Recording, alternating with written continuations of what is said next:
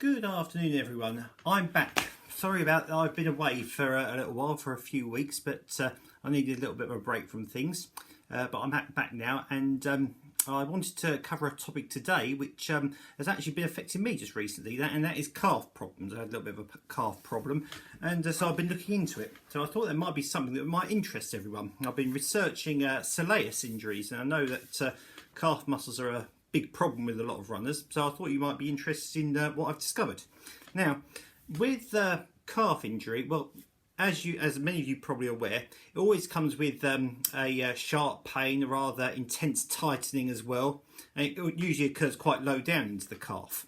But I just want to help differentiate between the two different calf muscles that get injured, because obviously you've got two calf muscles. That's the soleus, which comes from the back of the shin bone, from the upper 2/3 down into the back of the heel bone, and then you have the gastrocnemius, which comes from sort of like the lower third of the thigh bone and inserts down into the back of the heel. So that crosses the two joints.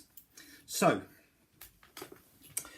what you find is the soleus, because it contains more what's known as slow twitch muscle fibres. It's more commonly used in distance running. The preference is more on the soleus in distance running, and therefore more prone to repetitive strain injury. Hence why you don't get the sudden, in a soleus injury, you don't get the sudden ping or twang that's associated with a sudden muscle tear.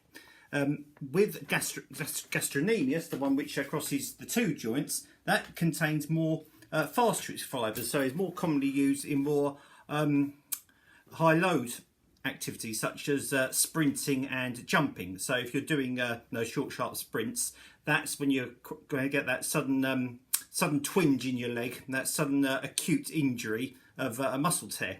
And that's when things like ice and the ice compression elevation technique is more effective, let's say.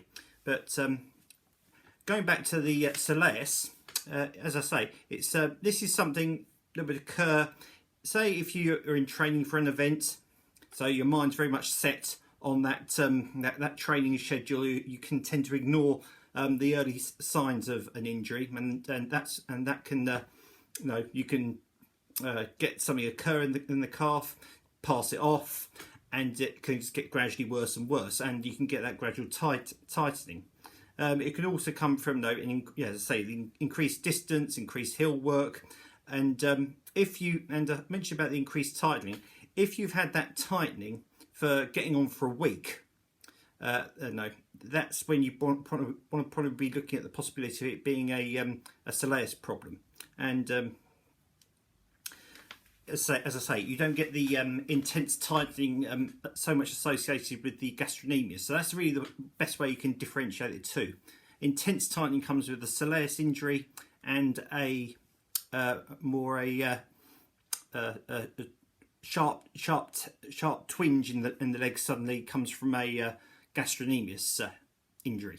So that's just the start of it for you. I am going to go into a little more detail about how you can assess, how you can treat the injury yourself, and also the processes of rehabilitation as well. But if anyone's got any questions in the meantime that you want me to cover, that's please feel free to put the questions in the comments below.